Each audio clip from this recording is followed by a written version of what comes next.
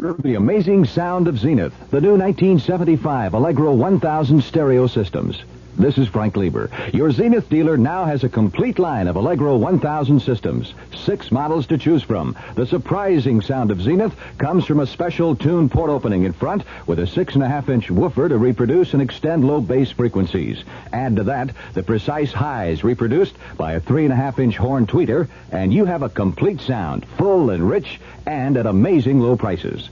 All Allegro 1000 models feature a custom solid-state AM/FM stereo FM tuner amplifier. Turntable models have Zenith's MicroTouch 2G tone arm, and there are 8-track and cassette models, too. So come in today for a demonstration and hear the amazing sound of Zenith. Let your Zenith dealer show you why we say, at Zenith, the quality goes in before the name goes on. See the complete line of Zenith home entertainment products at Wilshire TV in Dallas and D&H TV in DeSoto. The CBS Radio Mystery Theater presents...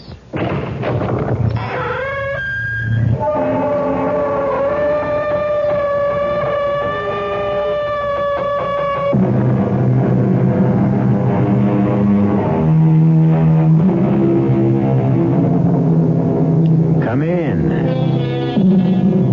Welcome. I'm E.G. Marshall. And once again, I invite you to join me as we journey through a strange and mysterious landscape filled with the terror of the unknown. Come as you are.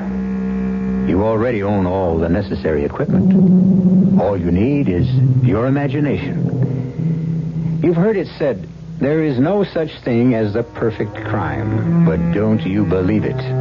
History is filled with perfect crimes. After all, isn't every unsolved murder a perfect crime? We have a perfect crime for you to consider, and the ironic part of it is the fact that the murderer had no intention of killing his victim. Indeed, he was completely unaware of his existence. I saw this guy, Katie. Yeah?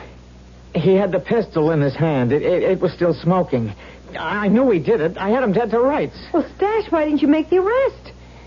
Because I couldn't. You see a guy kill somebody, you're a cop, and you don't move in to make the arrest? I was scared. Scared, okay, but you could have called for help. No, they'd never believe me. Why? Because this guy's name is Aaron Burr. Oh, I don't care if his name is King Tut. Well, he's as dead as King Tut. Aaron Burr died in 1836. Then how could he have killed somebody this morning? He did, Katie. Believe me. He did.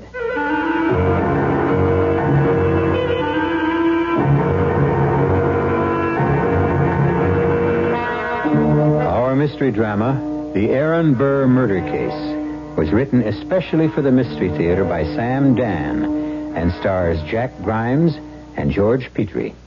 It is sponsored in part by Buick Motor Division and Contact, the 12-hour cold capsule. I'll be back shortly with Act 1.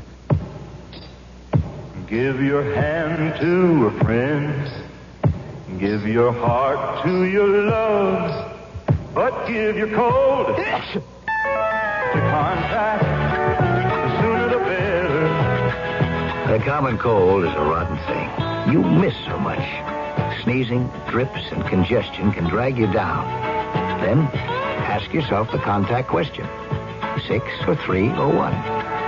You'd need 6 cold tablets, 2 every 4 hours, or 3 ounces of Cold's liquid, 1 every 4 hours, or just 1 contact for up to 12 hours continuous relief of those symptoms. That's daytime, then nighttime relief. Both the others have things for aches and fever, and the liquid, something for coughs. Not found in Contact 600 tiny time pills. Give your cold to contact. 6 or 3 or 1. Take Contact. Only as directed. For some people, falling asleep at night is just as hard as waking up in the morning. If a noisy bedroom clock is keeping you awake, here's good news. True Value hardware stores have something to make falling asleep a little easier. Frank Lieber here to tell you that they have a General Electric Chronotyl digital alarm clock. Its large digital numbers rotate smoothly and quietly. They don't flip, so there's no noise to keep you awake. Comes in a compact case, just 7 inches wide, so it'll fit most anywhere. It's just $9.88. And True Value hardware stores have something to make waking up in the morning a little more pleasant. The GE lighted snooze alarm clock wakes you, lets you snooze a few minutes, then wakes you again. Has an easy-to-read lighted dial, a sweep second hand, and comes in a smartly styled case. It's just $5.88. Get a GE alarm clock for yourself or someone on your Christmas list. They're just a few of the values you'll find at the participating True Value hardware store nearest your home.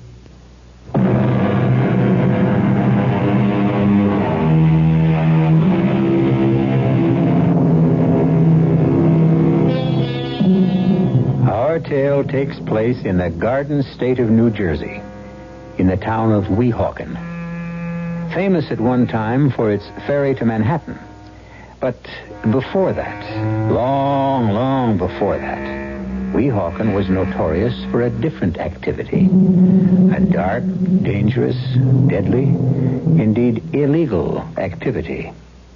An activity we're about to witness.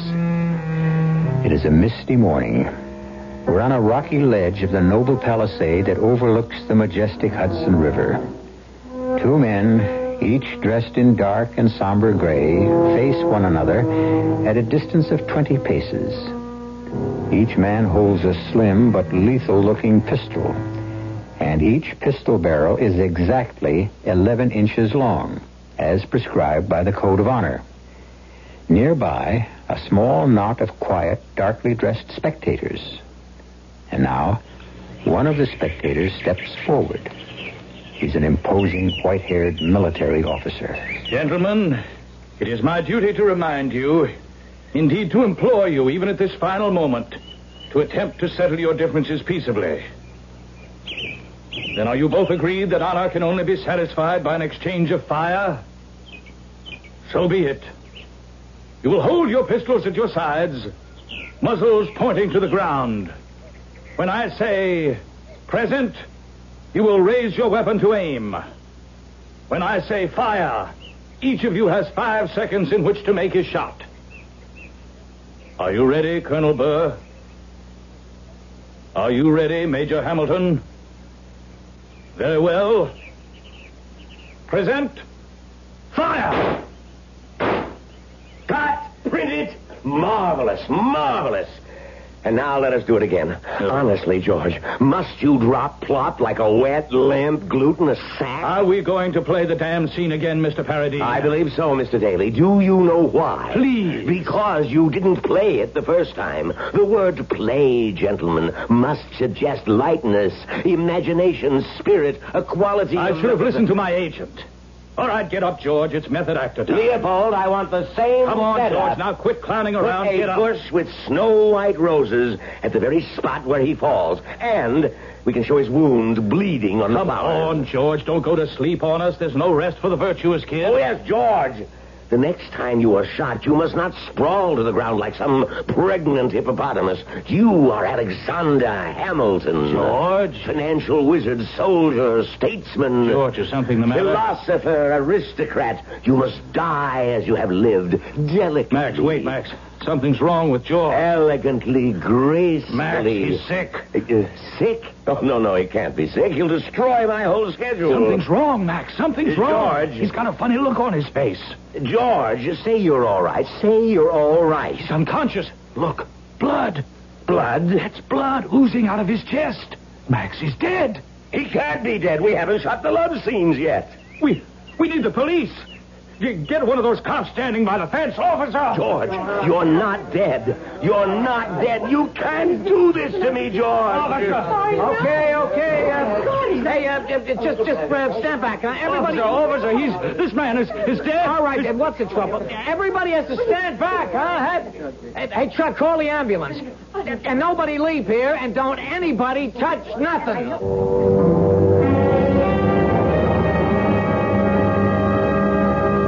Lieutenant, he was lying on the ground. I didn't think anything of it until I looked very closely, and he was dead. Thank you, Mr. Daly. Is that all? For now. Am I, free to leave, Lieutenant? You're free to go, but you're not free to leave the location, I believe you movie people call it. Thank you. Yes. Sabota, Yeah, Lieutenant. Who's this actor who played the other part? Aaron Burr. You seem to be an expert on this picture, Officer Svoboda. Well, I tell you, Lieutenant, I've been watching so much, I think I know everybody's lines.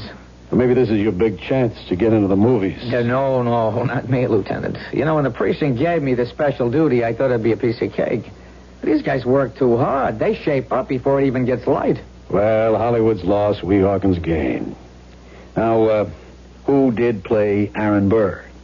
Well, everybody heard of him, Tony Bellows.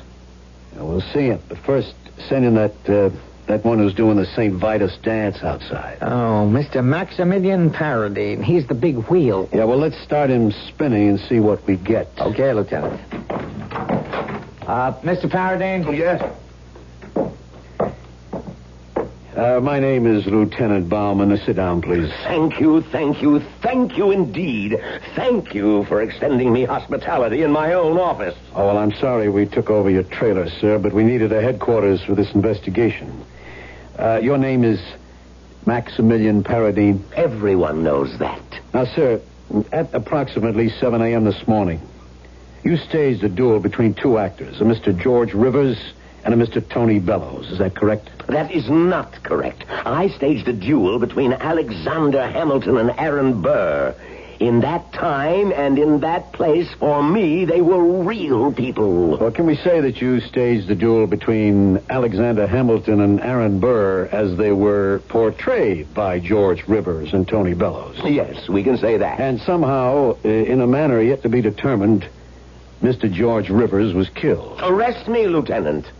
Arrest you? Why? I am guilty. Of what? Murder. Murder? Yes. I killed George Rivers.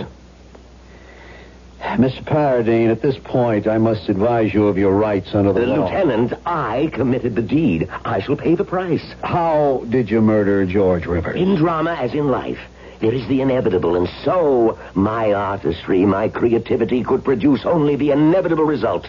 The death of Hamilton. Now, my concern is the death of George Rivers. I know. But at that time and in that place, they were one and the same. How did you murder George Rivers? I told you. What did you tell me? He died as a testimony to the truth of my genius. Now, look, I'm only asking how this happened. Very well. The average producer, writer, director, how would he make this picture? He would get the best box office names his budget could afford. He would shoot on some back lot in Hollywood. And as a result... But, sir... as a result, his alleged picture would have nothing of the mood, the spirit, the sense of being of Hamilton and Burr. What did I do? Look, all you really have to tell me... I know what I have to tell you. Hamilton and Burr... Bitter rivals for power in the infant republic. Who do I cast? George Rivers and Tony Bellows, rivals for preeminence as the leading men in the American theater. And just as Hamilton and Burr vied for the affections of Miss Eliza Croy, I cast for that role Julia Starrett, who has just divorced Tony Bellows in order to live with George Rivers. Do you follow this? Yes, sir, but what I must ask you is... Do you understand how my actors now are under the same human tensions that tormented the people whom they portrayed? Sir, I only have a very... Hear me out. Now then, where do I stage the final fatal act of the tragedy? I go to the exact spot Hamilton and Burr chose for the denouement to their drama. The favorite dueling ground of the day. A field at the edge of the Palisades in Weehawken, New Jersey. Mr. Paradine. I not only place each of them in the precise positions they occupied on that fatal morning, I actually chose the morning itself. Wednesday, July 11th, 7 a.m. So, you see... Everything is exactly as it was. The hatred, the tension, the time, the place, and therefore the absolutely inevitable result. Well, what? What is the procedure? I have just confessed to murder. What I'm waiting for you to tell me is how you killed him. How I killed him. He died because a pistol ball pierced his heart. Now, someone inserted that ball into the pistol that was fired by Mr. Tony Bellows. That someone is the murderer. Now, sir, Is that someone you? No. Then you are not the killer. No one could have placed a ball into that pistol. Why do you say that? Because there is no place to put a ball and no way to fire it. How can you say... How can I say that? Simple. I provided these pistols myself. For all that they look authentic, they are only cap pistols. This is the pistol that fired the shot. Are you telling me it's not real? That's exactly what I'm telling you. I'm sorry, Mr. Paradine. This is an authentic pistol, and it has been fired. That's impossible, Lieutenant. Here, look.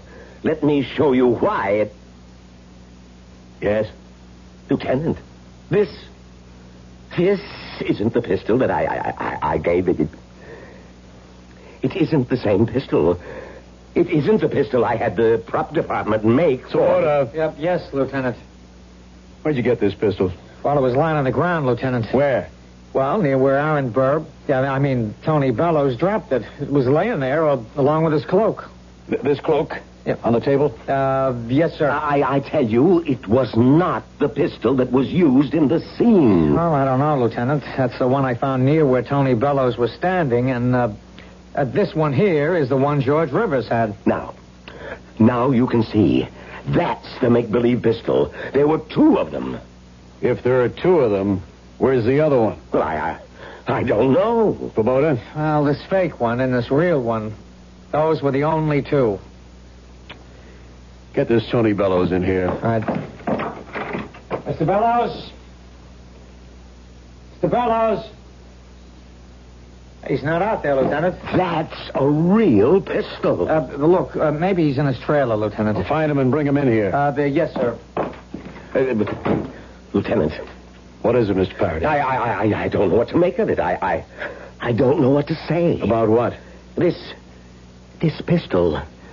The name. The name. Here, look. Read what's engraved. Where? Just under the lock. Read it. It says... Aaron Burr.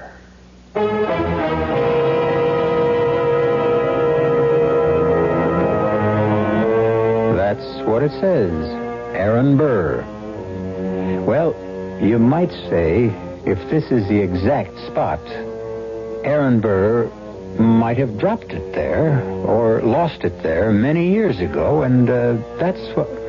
But no, this is no rusted, rotted relic. Indeed not. It is a well-oiled, well-kept, well-used weapon, and it has just been fired. But who fired it? Well, we still have 2 acts to go. Maybe we'll find out when I return with Act 2 in just a few moments. Ever see a beer drinker pour his beer real easy down the side of the glass? Maybe you do it yourself. If so, the Budweiser Brewmaster thinks you're missing something, especially if you're a Budweiser drinker. You see, Bud is brewed, so it will kick up a healthy head of foam. Exclusive beechwood aging and natural carbonation make it a lively brew. Well, anyway, pouring Bud plunk down the middle of the glass helps bring out the best in that clean white Budweiser foam and real beer aroma. It also helps you get the full benefit of a taste, smoothness, and drinkability you'll find in no other beer at any price. Remember, brewing beer right does make a difference. Next time, pour that Budweiser right down the middle and see for yourself. Anheuser-Busch, St. Louis. For some people, falling asleep at night is just as hard as waking up in the morning. If a noisy bedroom clock is keeping you awake, here's good news. True Value hardware stores have something to make falling asleep a little easier. Frank Lieber here to tell you that they have a General Electric Chronotle digital alarm clock. Its large digital numbers rotate smoothly and quietly. They don't flip, so there's no noise to keep you awake. Comes in a compact case, just 7 inches wide, so it'll fit most anywhere. It's just $9.88. And True Value hardware stores have something to make waking up in the morning a little more pleasant. The GE lighted snooze alarm clock wakes you, lets you snooze a few minutes, then wakes you again. Has an easy-to-read lighted dial, a sweep second hand, and comes in a smartly styled case. It's just $5.88. Get a GE alarm clock for yourself or someone on your Christmas list. They're just a few of the values you'll find at the participating True Value hardware store nearest your home.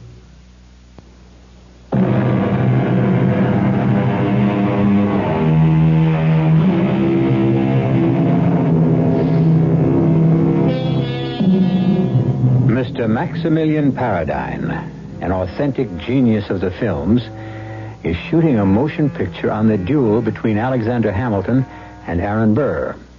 And shooting seems to be the literal word for it, since George Rivers, who plays Alexander Hamilton, fell to the ground dead.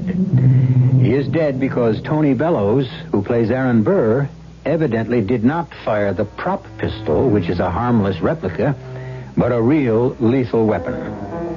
To complicate the situation, there is a name inscribed on this real pistol. And what is the name? Yes, you're staying with us. It's Aaron Burr. You say, you've never seen this pistol before, Mr. Paradine? Well, how, Lieutenant? How could I'd like an answer, yes or no. Yes or no is an answer for small minds. To the best of your knowledge, Mr. Paradine, have you ever seen this pistol? No, never. This is Aaron Burr's pistol. How do we know? It says so. His name is on it. How did it get here? You would have to ask Aaron Burr. Lieutenant? What is this, Svoboda? Tony Bellows, the guy who plays Burr, he's gone. What do you mean he's gone? Well, he's nowhere around. Impossible. He has a contract. This is a shooting Now, day. just hold it, Mr. Paradine. Now, when was the last time you saw Mr. Bellows? When? Yes, when? When? We were doing the scene. The camera establishes Mr. Burr. That's Bellows. You must not destroy my concentration. Now, the camera pans to Mr. Hamilton, George Rivers, back to Mr. Burr, on Daly's command, present. He raises the pistol, camera to Mr. Hamilton. On him, the word fire. He falls, discharging the pistol. And where did Mr. Bellows go? Where? Yes, where? I don't know. You don't know? I wasn't concerned with him. I was watching Mr. Hamilton. George played the scene badly. Oh, that's a terrible thing to say about an actor. And if you quote me, I shall deny it. But the last scene he ever played, he played badly. This is Bauman. Get me the chief. Terrible way for an actor to die. Yeah, Bauman at the movie thing here. We wanted Tony Bellows. Material witness, at least. Disappeared. Uh-huh. Ask the New York cops if they can pick him up for us. He's got an awful lot of questions to answer.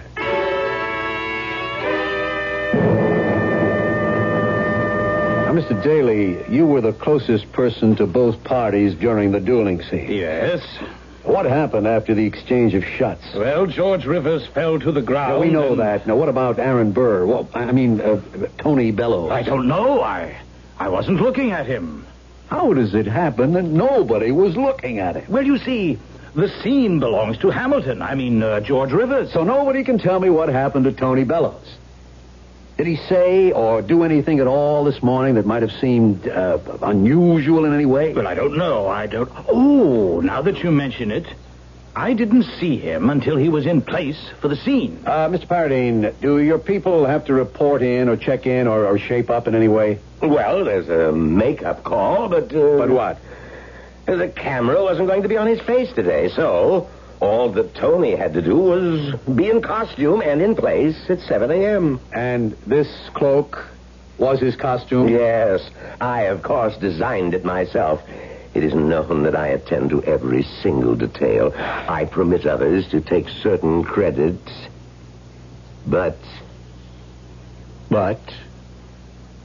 this is not the cloak. What do you mean it's not the cloak? This is not the cloak that was made for Aaron Burr to wear in the scene. Svoboda, where did you... Lieutenant, this is the cloak that was laying on the ground near where Tony Bellows was. The cloak and the pistol. Where else would it come from? Gentlemen, please pay attention. This cloak is made from a heavy wool material. I have never seen a material like this. Mine was a cotton because I wanted But, Mr. Paradine... And let me... Oh, no. Here it is. Inscribed below the collar. Look, read. Aaron Burr. Aaron Burr. Lieutenant, I am frightened. Miss Paradine, are you positive this is not the cloak? Lieutenant, may I show you something? Look, these stitches. What about the stitches? Look at the stitches along every seam. Well? Not a single one of these stitches was sewn by machine. This is not the cloak that was worn by Aaron Burr this morning. Swoboda? Yeah, but it's the one I found. I mean, if it wasn't lying there, where would I get it? Lieutenant Bauman. Yeah. Where? Yeah, right now. Swoboda, you got a squad car out there? Yeah, Lieutenant. We're going across the river. The New York cops are holding Aaron Burr. I mean, Tony Bellows.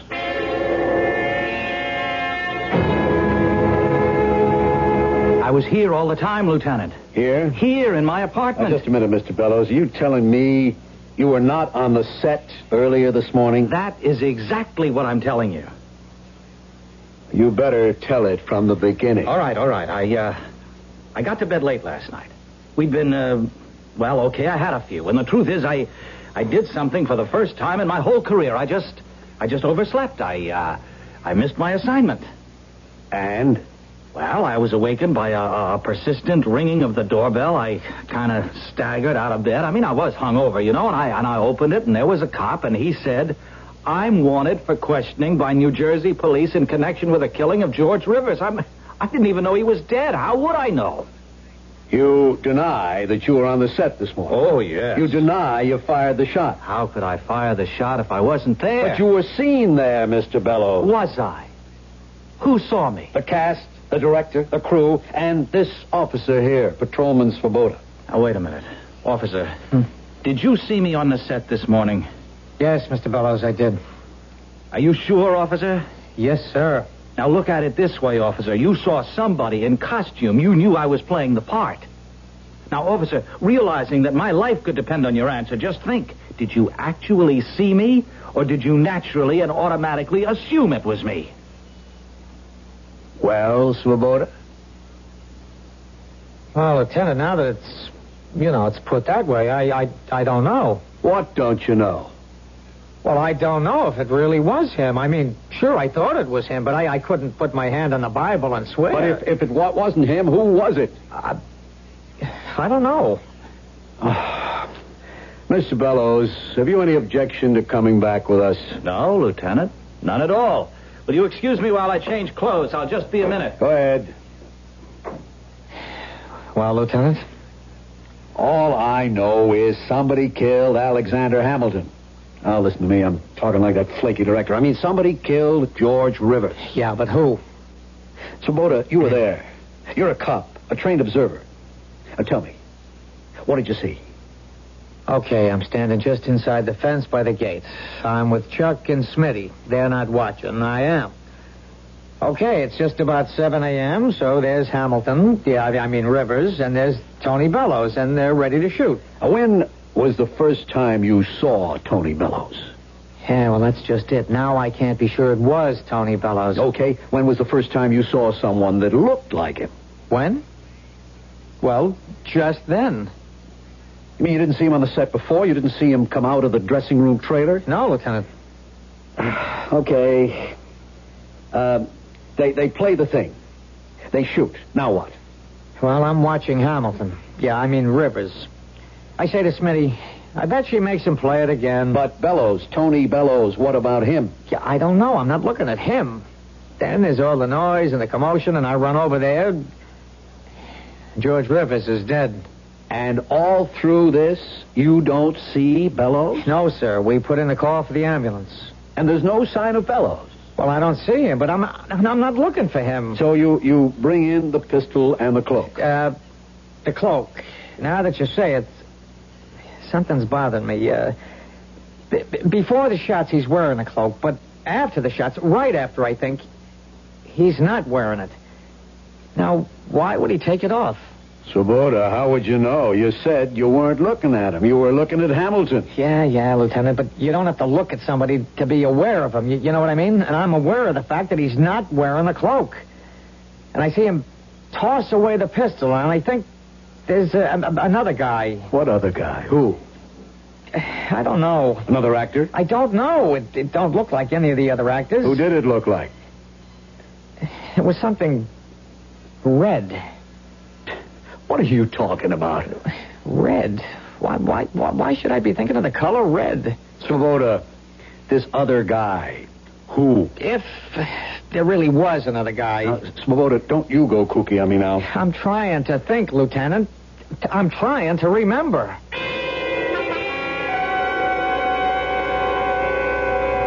So, you kept your promise, Tony. What promise, Julia? When I decided to leave you, you swore you'd kill George. How about it, Mr. Bellows? Did you? I didn't swear. I merely threatened. And obviously he's kept his word. Oh, Lieutenant, did you ever say things in anger that could come back to haunt you? Did you threaten to kill him?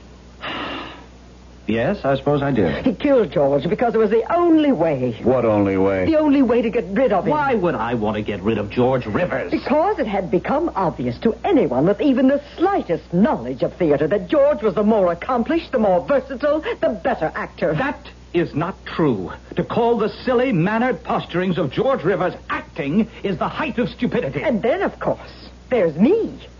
I walked out on you and chose him. Do you think I'd commit murder for a little date? Okay, you folks have your fight some other time. Miss Tarrant, did you or did you not see Tony Bellows on the set this morning?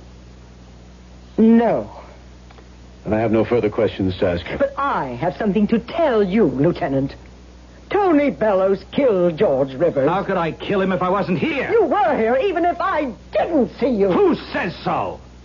I really don't know why we're having this kind of argument.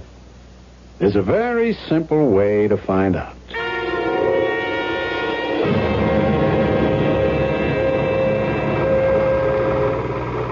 Hold it right there. No, it's no good, Mr. Paradine. You can't see his face. Ah, but you can see the cloak and the pistols so clearly. But I want his face. Keep the projector going. Is there any more film? Yes, Lieutenant, plenty of film, but nothing that will show you the face.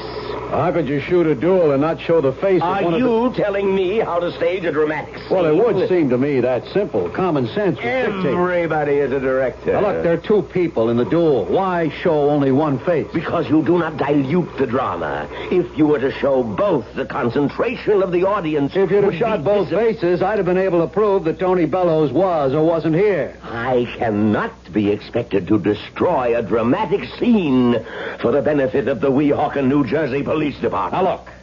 Somebody played that scene with George Rivers this morning. Now, if it wasn't Tony Bellows, who was it? Who played the part of Aaron Burr?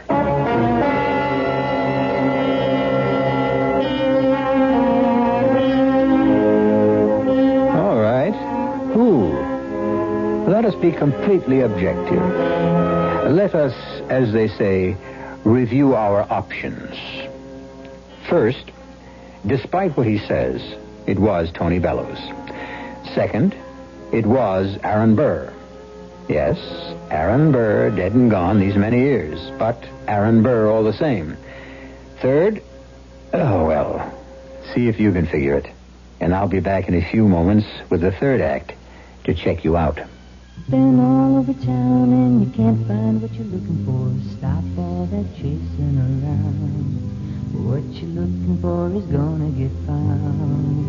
At Gabbard's, you'll find your home at Gabbard's. You'll find a world of wonderful things waiting for you at Gabbard's. We'll let you in on a secret Christmas place. It's at Gabbard's. Gabbard's exciting accessory department, where every item is an exciting gift idea. Thousands of gift ideas in every price range. But help us keep Gabbard's accessory department a secret. See, that way, we can always park easily and shop without pushing. Because if everybody knew about Gabbard's accessory department, well, everybody would want to shop there. Gabbard's. You'll find your home at Gabbard's. Gabbard's. Gabbard's first ever sale now through Saturday, November 30th. Up to 50% savings. Midway Road north of LBJ 635. If you take a look at the new 1975 cars, it doesn't take long to notice the European influence is strong. And to be sure, there are some new American cars that rival the Europeans, one being Buick's new Skylark SR. But don't consider a Skylark SR because of its touring car interior or its rather rakish profile. Consider it because it's a Buick, possessing many of Buick's nicer innovations, like the new Buick V6, a peppery little engine that spits out a plentiful amount of torque while sipping a surprisingly small amount of gasoline. And if you wish, Skylark SR can abound with creature comforts seldom found on cars this size, with available items like Cruise Master speed control, AM/FM stereo. But you've heard enough. Now you need to see and drive a Skylark SR. And try to remember, it's not a European touring car. It's a Buick. There's a new plan in town for personal banking, and it's a grand plan. In fact, that's the name of it, the Grand Plan from Lakewood Bank and Trust. It's a special plan to reward you for keeping $1,000 or more in your regular savings account. As a member of Lakewood's Grand Plan, you will get 6 free banking services, including no service charge checking, as many free personalized checks as you need, and free emergency overdraft protection. The Grand Plan doesn't cost you money, it makes you money. It really is free. There's no monthly fee, and you don't have to apply for a bank credit card. On top of all the free services, you naturally receive the maximum interest on your savings. And at Lakewood, the interest is compounded every day. So find out all about Lakewood's Grand Plan for personal banking. Call or come by and see your accommodating banker at Lakewood Bank and Trust, Gaston at La Vista, member FDIC.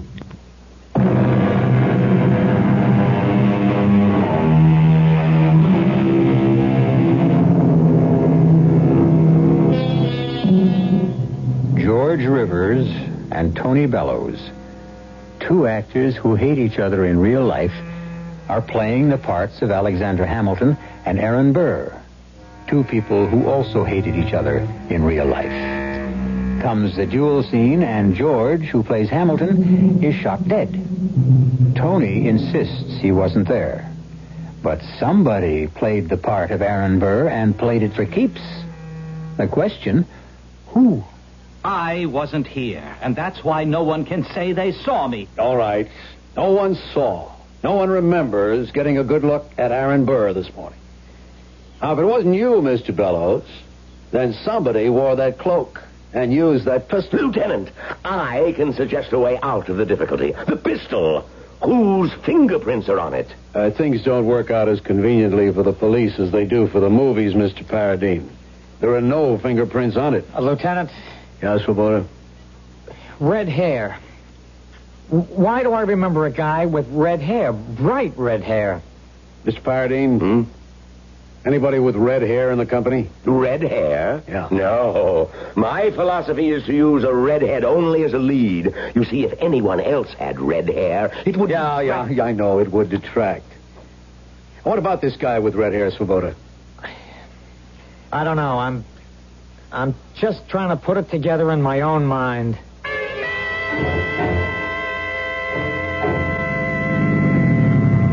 Well, thank you for the lift back to Manhattan, Lieutenant. We brought you over. We bring you back. Will I be wanted again for, Just keep yourself available. I see. Anything else you have to ask me? No. Well, thanks again for the lift. Yeah. How have you been getting back and forth from here to Jersey? Oh, there's nothing to it. By car, get onto the West Side Highway, into the Lincoln Tunnel, and there I am in Weehawken. And, how long does it take you? Oh, early in the morning, no traffic, 20 minutes. Oh, I think I see what you're driving at. I'm not driving at anything. Where do you keep your car? They have a garage in the basement of the apartment house. Well, see you around, Mr. Bellows. Yeah. Once again, thanks for the lift. Well, while we're here, we'll ask. You in charge of this garage? Oh, I ain't in charge of nothing. I just work here. Police? Yeah, I know. I can always tell a cop. What time did you come on in the morning? 8 o'clock? Who's on before you get here? Nobody. The night man quits after he washes the cars. And what time is that? Well, he gets it all done by 3:30, 4 o'clock. So if someone picks up his car between 4 and 8 in the morning, there's no one here. That's the way it goes. When you got here at 8 o'clock, was Tony Bellows' car in the garage? Yes, sir, it was. And talking about Tony Bellows' car, I'm washing it now. I see. Anything else? Yeah, I noticed on the blackboard there you got some names. Mr. Bellows is one of them. What does that mean? Oh, those are the full-service customers. You see, each one is supposed to have their car washed every night in the week. Okay, thanks. You know what I always say, support the local cops. Hold it. You're washing Mr. Bellows' car now? Why? You can see why. It's filthy. Full of that Jersey mud and dirt. Was it that way when you came in at 8 this morning? It's been that way all day.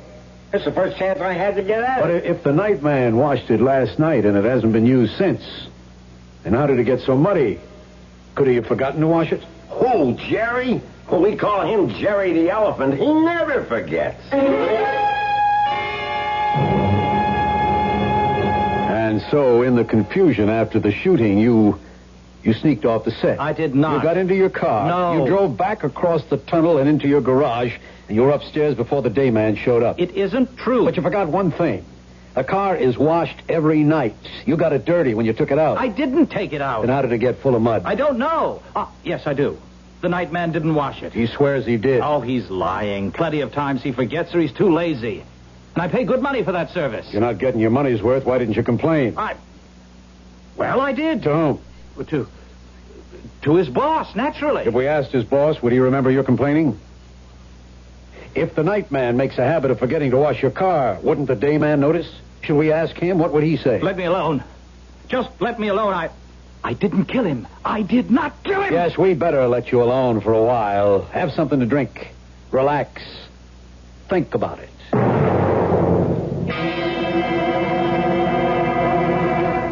Mr. Svoboda? Huh? Oh, what is it, Mrs. Swoboda? Well, how does it happen you're not in bed? I wake up and there I am all by myself. Katie, I'm scared. Oh, what's the matter?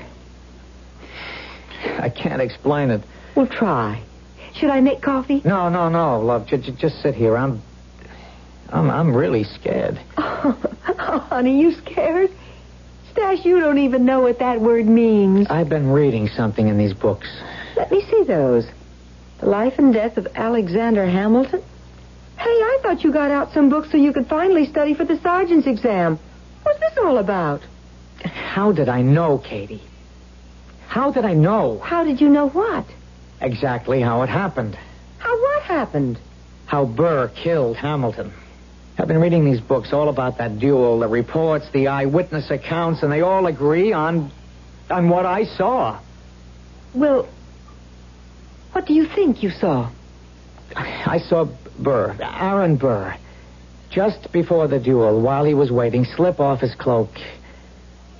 And then I remember the look on his face after he fired his pistol. No, Stash. No, shush. He was scared. I guess he really didn't mean to kill Hamilton, and he just threw away the pistol. And he was about to rush over to where Hamilton fell, and this red-haired man stopped him. Stopped him? Just held him. And he then started walking Burr away. And? And that's all I saw. Nobody else saw a red-haired guy, but I did. And you know who he was? Who? All right, Burr has a second. You know, a guy to back him up, huh? Uh-huh. And this guy's name was Van Ness. And he had red hair. So? Well, what does that Do mean? you realize what I saw? I saw it exactly as it happened, as it took place on Wednesday morning at 7 o'clock on July 11th, 1804. I saw the real duel. And somehow the real Aaron Burr fired, and the bullet hit George Rivers, the actor. Oh. Katie, I saw it. Well, I'm not saying you It's didn't. the only way to explain it. The only way it could have happened. Sash, if the duel took place in 1804, How Look, could... Katie, it's like if you can duplicate all the exact conditions, you can maybe... Okay, Stash. Look, they're going to hang it on this Tony But, Bellows. darling, he did it. No, Katie. Aaron Burr did it. That's what happened. That's the crazy thing that happened. But what can you do about it? I got to tell Bauman. No, Stash, don't. But Tony Bellows is innocent. You tell that kind of story to Bauman. You know what they'll do? It doesn't matter. If you know the truth, you got to tell it. But you don't know it's the truth. All right, look, here in this book. You see what the guy writes? And when Burr saw that he had killed the precious enemy, he threw his pistol away as if it were a thing unclean and started to rush toward his fallen friend and foe. And only the red-haired Van Ness, who, fearing for Burr's safety, managed to spirit him away. So? That's what I saw. That's what I saw. How he threw away the pistol, how he wanted to run to Hamilton. That's what the man's writing about. And you say you actually saw Aaron Burr? It's the only thing that makes sense, Lieutenant. And somehow they were back in 1804. Yes, Lieutenant. And as the bullet flew from the real Aaron Burr's pistol, it somehow killed George Rivers. Yes, Lieutenant. Well, what do you suggest we do? We have to do something to help Tony Bellows. No, I mean, what do we do about you, Svoboda? Me? I can forget it. Forget it? You're a good cop.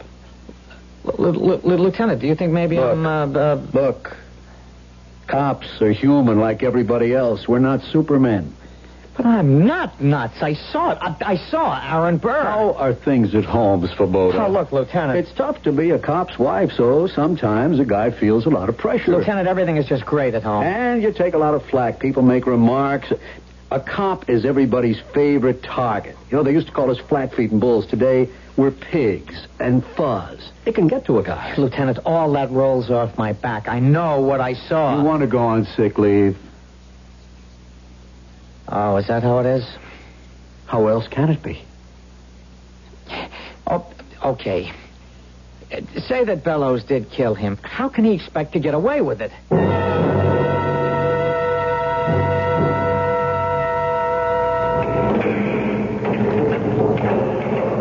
I'll let you know when I'm ready to leave, guard. Well, what do you want? Who are you? Mr. Bellows, my name is Swoboda. You look familiar. Oh, you're the cop who was on the set. Huh. Why are you here? I heard the verdict. I'm sorry. 20 years. 20, and I'm innocent. Believe me, I'm innocent. Why didn't anyone believe me? I believe you. You do? Oh, that's great. I want to help you. How? Maybe I can catch the real killer. Do you know who it is? Yeah. Who? Nobody wants to believe it. Well, listen, who is it? It's Aaron Burr. Aaron Burr? Yes. Oh.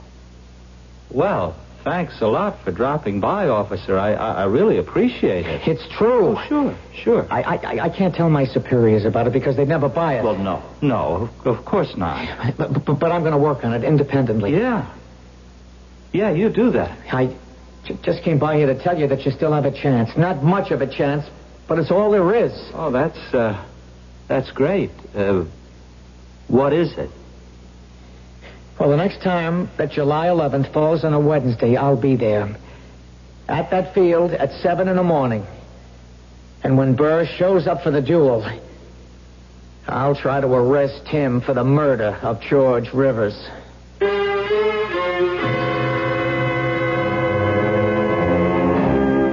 That will be 7 years from now. At that time, hopefully, we will bring you the story. After all, what is time? As the philosopher says, 'tis but a wheel that turns round and round, and it always moves backward in order to go forward. what we have seen, we shall see again. I'll be back shortly. From 17 to 25, young minds are so alive. They see things that others may not see. College is the place they learn the things they'll need when it's their turn to show the way to you and me. College is a place where the future of America is being built right now. But colleges are in financial trouble, and they need all the help that you and I can give them. The dollars you give to the college of your choice are an investment in America's most important asset, the minds of her children. So please, give to the college of your choice now. From 17 to 25, young minds are so alive. A public service message of this station and the Advertising Council.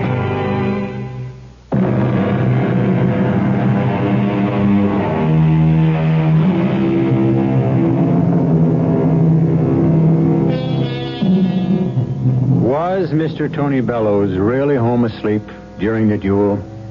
Did Officer Svoboda really see Aaron Burr and his second, Mr. Van Ness? We never take sides around here. We serve the feast and let each help himself to those dishes that please him best. Certainly there is nourishment enough to sustain both points of view. Our cast included Jack Grimes, George Petrie, Joan Shea, William Redfield, and Leon Janney. The entire production was under the direction of Himan Brown. And now, a preview of our next tale. I knew there was something mysterious going on in this house. Something was wrong. Maybe it wasn't as deadly as Mayette had claimed. But I felt certain it wasn't as innocent as her father had asserted. And I also knew that I wasn't going to rest until I found out. I got out of bed and dressed myself. And I walked quietly to the door. And I turned the handle. And that's when I discovered that it was locked. Locked from the outside. I walked to the window. And I discovered that I couldn't open it. And now I knew with crystal clarity I was a prisoner. Radio Mystery Theater was sponsored in part by Anheuser-Busch Incorporated, brewers of Budweiser. This is E.G. Marshall inviting you to return to our Mystery Theater for another adventure in the macabre.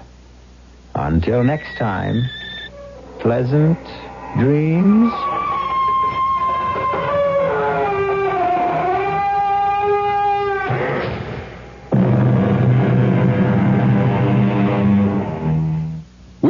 A brand new 75 Toyota Corolla two-door standard sedan, Toyota's lowest priced car, to the bottom of one of the lowest points in the Western Hemisphere, the floor of the Barranca de Cobre Canyon. Easy does it. Beautiful. Now, we've done this to dramatize that the new Toyota Corolla two-door standard sedan is Toyota's lowest priced car, even though it's completely restyled with a fresh new look on the outside and roomier inside, with reclining bucket seats and power front disc brakes, all standard equipment. That's right, Dave. Price-wise, this is about as low as you can get. And with us, Max Larynx, a man who is famous for... my low voice, Dave. And to further dramatize the Corolla two-door standard sedan's low price, Max is going to sing the Toyota jingle in his low voice. Right, Dave. See how much car your money can buy from Toyota. Yes, friends, to own and drive a new 75 Toyota Corolla, Toyota's lowest priced car... so familiar. Certainly doesn't take very much. No.